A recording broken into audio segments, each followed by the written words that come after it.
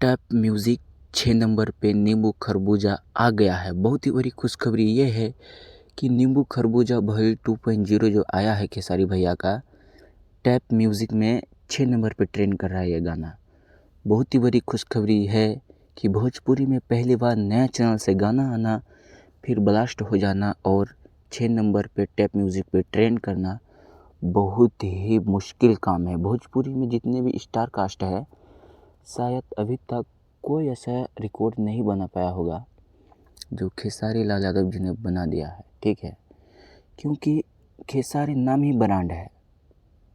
इनके दम पे एक कंपनी खड़ा हो चुका है। अब 17 मिलियन रिकॉर्ड 7 दिन में 17 मिलियन का रिकॉर्ड तोड़ा है।